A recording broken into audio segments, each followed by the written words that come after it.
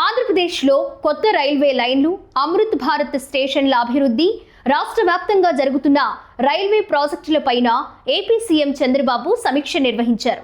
నూతనంగా నిర్మిస్తున్న పోర్టులకు రైల్వే అనుసంధానాల్ని కల్పించాలని చంద్రబాబు ఆదేశించారు. మూలపేట, విశాఖపట్నం, రామాయపట్నం వంటి పోర్టులకు రైల్వే అనుసంధానాన్ని కల్పించాలని, కనెక్టివిటీని పెంచేందుకు లైన్లు వేయాలని రైల్వే అధికారులకు చంద్రబాబు సూచించారు. ఆంధ్రప్రదేశ్లో రైల్వే ప్రాజెక్టుల పురోగతిపై సమీక్షించిన చంద్రబాబు ఏపీని లాజిస్టిక్స్ హబ్గా అభివృద్ధి చేయడం కోసం ప్రణాళికలు రూపొందిస్తున్నట్లు తెలిపారు. వివిధ ప్రాంతాల నుంచి వివిధ ఉత్పత్తులను రవాణా చేయడానికి రైల్వే సహకారం అవసరమన్నారు.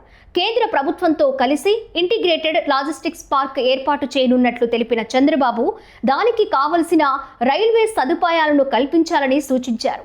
గుంటూరు, గుంతకల్, నడికుడి, శ్రీకాళహస్తి, గుణదల, ముస్తాబాద్ బైపాస్, రేణిగుంట, తుముకూరు, రాయదుర్గం మధ్య జరుగుతున్న రైల్వే లైను ప్రాజెక్టుల పురోగతిపై చంద్రబాబు చర్చించారు.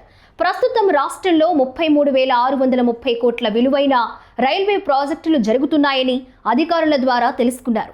రాజధాని అమరావతి రైల్వే కనెక్టివిటీ విషయంలో హైదరాబాద్, బెంగళూరు, అమరావతి మీదుగా హైదరాబాద్, చెన్నై మార్గాలలో high speed elevated railway corridor ప్రతిపాదనను సమీక్షించారు. అమరావతిలో నిర్మించే అంతర్జాతీయ విమానాశ్రయానికి అనుసంధానం చేసేలా బుల్లెట్ ట్రైన్ ప్రాజెక్టు రావాలని చంద్రబాబు పేర్కొన్నారు.